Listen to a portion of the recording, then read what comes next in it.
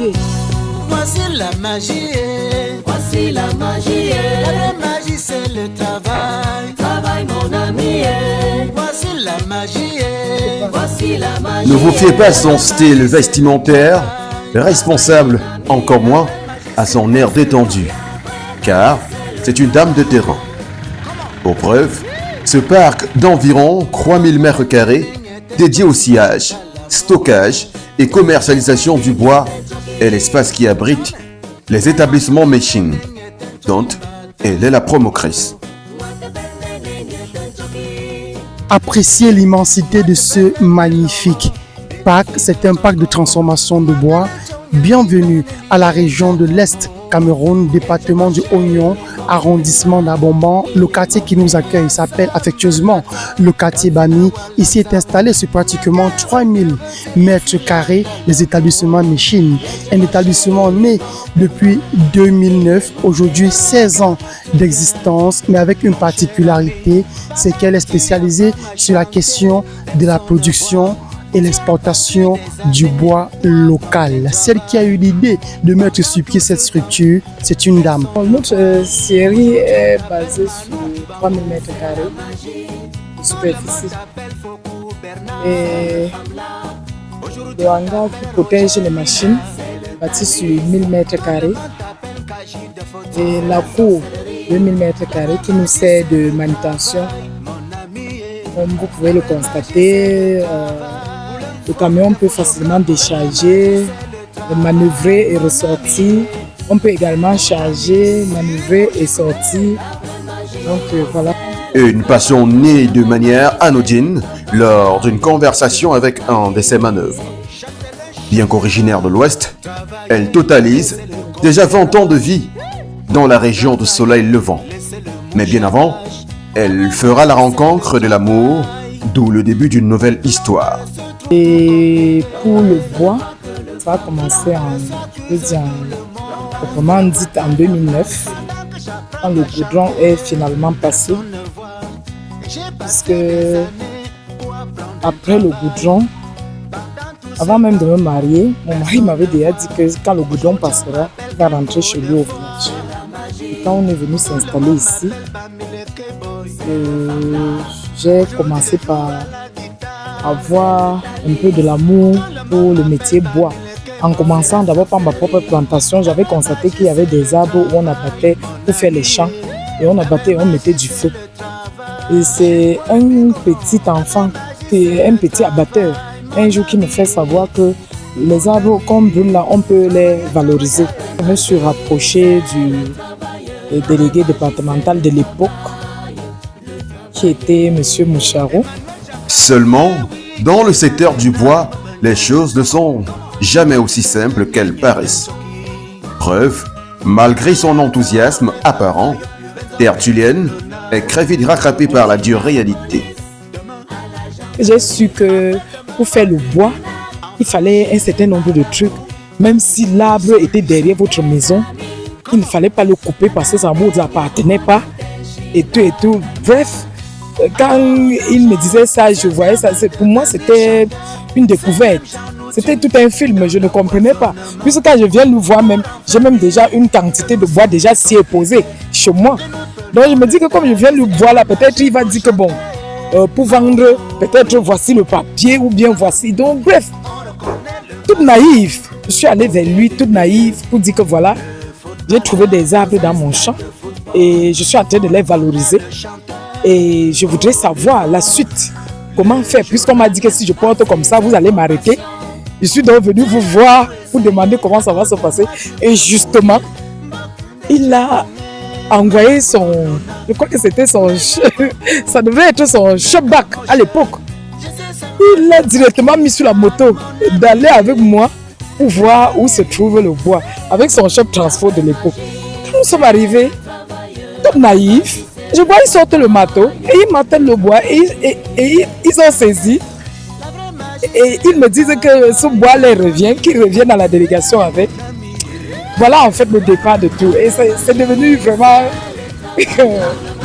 comme un film. Loin de se décourager, la chef d'entreprise est une habituée des challenges et des sous-secteurs a priori réservée aux hommes, elle réalise que rien ne lui sera offert gracieusement. Du coup, il faut s'inscrire courageusement à l'école du bois. Et dans la suite, il me dit, ils vont procéder à une vente aux enchères et ainsi de suite, avec tout ce que cela comporte. Je me concentre d'abord sur moi-même. J'oublie d'abord pour un temps, puisque à force d'aller là-bas chaque jour, il ne semblait même plus être avec moi. Et j'oublie d'abord pour un temps. Sauf que quand je rentre, je me dis, est-ce que je dois baisser les bras? Non. Puisque j'avais déjà investi beaucoup d'argent. Et c'est là où certains vieux dans le métier me disent que non, tu continues. Et maintenant tu pars vers lui, tu lui demandes donc qu'il t'envoie donc où? Ses premiers pas se font dans une forêt communautaire à Dôme. Rostand, agent forestier dans cette municipalité, s'en souvient comme si c'était hier. C'est comme ça que on se fait connaissance avec cette dame qui s'appelle la Méchine. Dans les débois, elle était d'abord dans l'exploitation anarchique, avec la petite expérience que nous on avait. Bon, je me suis trouvé plus dans l'obligation d'apporter des solutions, parce que chaque fois elle était arnaquée par des personnes de mauvaise augure qui l'orientaient mal dans l'exploitation de la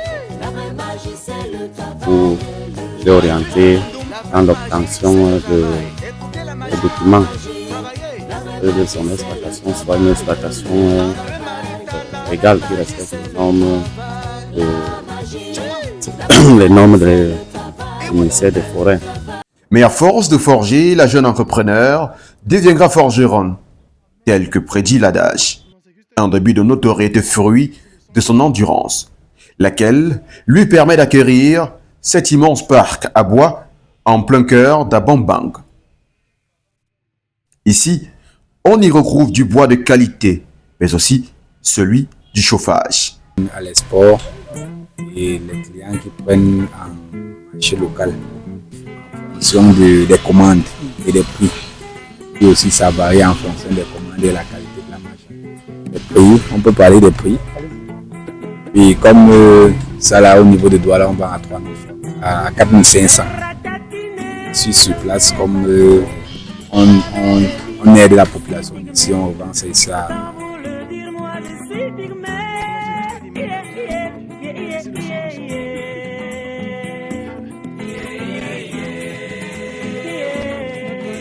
En plus du commercial, il y a le maître des lieux, qui de jour comme de nuit veille au grain, aux côtés de nombreux autres temporaires pour qui Mama Pasto est désormais plus qu'une patronne. Alors, bon, ça fait beaucoup de temps. Même les camions, même j'ai dépanné ces camions aussi. On a mis autre chose, ça veut son partenaire que aussi. On peut aller laisser au chantier.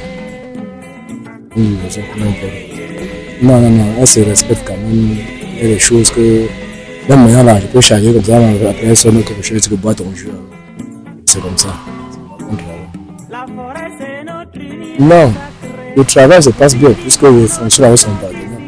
Parce que je viens porter comme ça, c'est pour aussi aller livrer ailleurs. C'est comme ça qu'on fonctionne. Parce qu'on a le chantier, elle exporte en forêt. On a le chantier, on vient, on prend à elle. Déjà, je vais décrire la mère comme ma propre maman. C'est elle qui m'a récupéré quand moi j'ai décidé de laisser. Donc, je peux seulement la remercier et lui souhaiter bonne vie.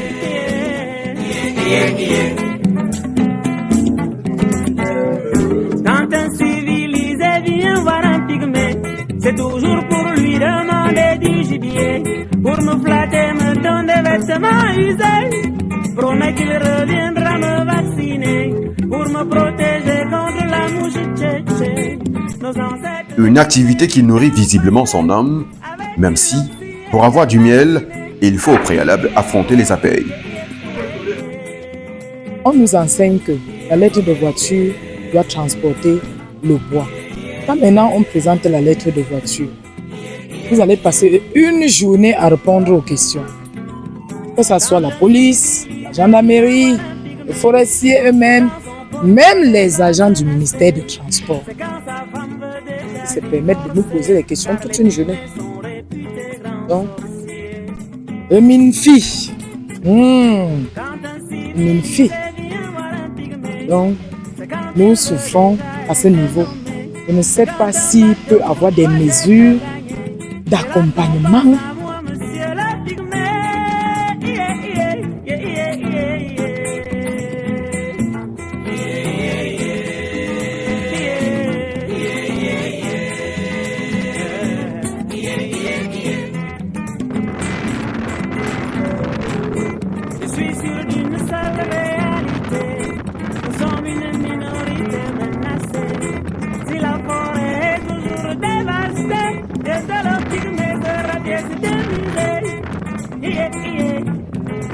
Autre exigence, et non des moindres, l'appui au développement local. Car en langage forestier, l'exploitation est aussi synonyme d'émancipation communautaire. Et plus que jamais, les populations en ont conscience. L'État a quand même pour devoir de veiller à ce que les populations soient à l'aise. Mais en même temps, c'est l'État qui donne le cadrage. Ça veut dire que d'un côté, vous allez aussi trouver des populations qui ont été informées, qui ont même les retombées, mais qui n'arrivent pas à bien gérer, qui commencent à faire autre chose que ce qui est prévu. Et en ce moment-là, on a besoin que l'État soit à côté. Parfois, l'État est souvent un peu absent, compte tenu des raisons que moi je ne peux pas évoquer ou que je ne connais même pas. Mais je dis que c'est un problème très profond, qui mérite même, des débats un peu plus larges, un peu plus... Parmi les multiples villages bénéficiaires figurent Mpudo et Abonis, qui respectivement ont bénéficié de 6 forages réhabilités et une prématernelle construite. Autant d'actions réalisées par les établissements Meshing et aujourd'hui source de gratitude de la part des riverains. Disons que Madame Passo, c'est une femme vraiment dynamique. Donc, les quelques exemples que je peux prendre sur elle, c'est par exemple le forage dont je vous présente.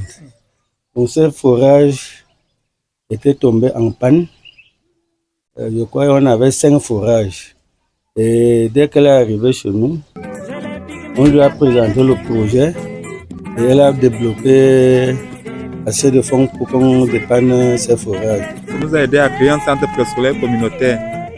Il y a beaucoup d'autres choses qu'elle a fait pour les femmes. Bon, ce sont les femmes qui savent à quel point elle les aidait. Et à travers ce centre préscolaire communautaire que nous avons déjà utilisé pendant 3 ans, c'est son financement qui a fait en sorte que nous puissions payer les 3 animatrices pendant 3 ans qui sont passés. Actuellement, nous avons reçu un BIP cette année qui nous a permis d'avoir une nouvelle construction de la part du gouvernement. Donc nous remercions grandement Madame parce que grâce à elle, nous avons pu créer notre centre préscolaire communautaire. Tous nos petits-enfants de 2 ans à 4 ans ont pu commencer et très prochainement, d'ici l'année prochaine, ils pourront gagner, les nouveaux pourront gagner le nouveau centre qui a été construit par le gouvernement. Grâce à sa générosité et son instinct de développement, Madame Pasto, de son nom de baptême, est devenue peu à peu un acteur majeur du développement participatif dans la région de l'Est. Des jeunes qui avaient besoin de quelque chose, elle était toujours prête à les aider. C'est pour ça que je vous ai dit tantôt que cette femme est très dynamique. On a toujours apporté des aides parce que chaque fois, on a un forage qui tombait constamment en panne. Et grâce à elle, on puissait appeler les techniciens constamment pour remettre en état de marche le forage. Des témoignages émouvants dont les clichés sont plus que saisissants, surtout dans une localité où exploitation forestière et développement ne font pas toujours bon ménage. D'un côté, vous allez trouver le partenaire un peu véreux, si je peux me permettre, un partenaire un peu véreux qui ne respecte plus ses engagements, comme on peut dire son cahier de charges. C'est quelque chose comme on aime souvent dire le serpent de mer, c'est-à-dire d'un côté les populations qui ont leurs représentants qui n'est plus peut-être sincère dans les rapports, dans la défense de leurs intérêts. Il n'est plus peut-être sincère, c'est-à-dire il commence à jouer plutôt le jeu du partenaire. De l'autre côté, vous allez trouver que même l'administration, parfois, oublie qu'elle est là aussi pour protéger non seulement les intérêts de l'État, mais aussi les populations elles-mêmes, dans ce qu'elle a obtenu de l'État pour la gestion, pour améliorer son cadre et ses conditions de vie. Donc, après 16 ans dans le secteur du bois, Tertullienne se distingue surtout par sa probité morale. De quoi attirer d'autres communautés, à l'instar de Oulbiam, dans l'arrondissement de Doumentang, une localité paisible située à une quarantaine de kilomètres d'Abambang. Ce jour-là, les populations ont pris d'assaut le foyer communautaire dès les premières heures de la matinée, entourés des chefs, mais aussi de l'autorité administrative. Ces dernières souhaitent confier leur gestion aux établissements Méching. Mais avant toute chose, le chef de terre élucide quelques zones d'ombre. Tout à fait, il est question ici de comprendre que les revenus que cette exploitation va générer ne feront pas l'objet, n'est-ce pas, d'un partage au niveau des populations. Il sera question de concentrer ces revenus sur les réalisations de projets qui doivent, n'est-ce pas, promouvoir le développement, n'est-ce pas, du village Oulbiam et ses environs. Donc, il ne sera nullement pas question que ces revenus soient partagés entre individus ou alors entre familles. C'est proscrit par la loi. Des clarifications opportunes, surtout au regard de nombreuses attentes. Les problèmes du village, c'est d'abord le problème de l'eau. Il faut résolver le problème de l'eau. On a une école où les enseignants ne sont pas logés. Nous pensons pouvoir faire quelque chose dans ce sens. Malheureusement, l'exploitation forestière n'est pas une affaire de partager l'argent. Sinon, on peut dire que le village les populations pourront voir leurs conditions améliorées avec les petits jobs qu'ils pourront faire autour de l'activité de l'exploitation. Donc, la priorité pour nous, ce serait effectivement des actions plus larges, c'est-à-dire les points d'eau, abriter nos enseignants de manière confortable. Et je crois que le reste, ça pourra être progressivement. Pour la jeune entrepreneur, l'impact de ces actions auprès des communautés est une fierté inestimable. Bon, ça nous fait toujours chaud au cœur quand une communauté vient vers nous pour solliciter notre accompagnement. Sauf que deux fois, ils sont tellement exigeants qu'au bout de leur satisfaction, nous, on reste parfois bras ballants. Et ce sont eux qui se mordent de nous le lendemain. Bon, on dit c'était un grand patron. Quand il venait ici, elle nous a fait ci, elle nous a fait ça. Bon, sauf qu'après la suite, c'est quoi? Mais sinon, c'est une très bonne chose d'entendre qu'on a impacté la vie des communautés. Parce que, en fait, je pense que c'est même la politique. C'est ce que l'État a pensé avant de mettre sur pied la création de ces forêts communautaires. Seulement, dans cette vie de femme entrepreneur, tout n'est pas que rose. Surtout lorsqu'il faut allier foyer et business. Oui, le quotidien n'est pas évident du tout. Comment convaincre le mari? Comment lui faire savoir qu'on peut sortir à 6 h et revenir seulement à 6 h du lendemain? Ce sont des réalités. C'est pas du tout évident. Je ne sais pas si c'est lié à mon domaine d'activité ou bien toutes les autres femmes chefs d'entreprise souffriront des mêmes choses. Donc, c'est pas vraiment évident. Comment comprendre qu'une mère peut ne pas voir ses enfants un jour, une semaine, parce qu'elle est en train de monter, descendre. Oui, gauche à droite, derrière les morceaux de bois. À peine la quarantaine sonnée, la vision est toujours simple pour ce modèle de résilience. Pour nous, le projet, c'est de continuer à grandir. On continue à impacter dans le sens positif, bien sûr. Oui, le projet, c'est de continuer à impacter les populations dans le bon sens, apporter notre pierre à l'édifice du développement du Cameroun être un maillon pour le développement participatif, oui, tant prôné par notre chef de l'État. Continuer d'impacter positivement la vie communautaire, apporter sa pierre au développement participatif et surtout marquer l'histoire du Cameroun dans ce domaine a priori réservé aux hommes.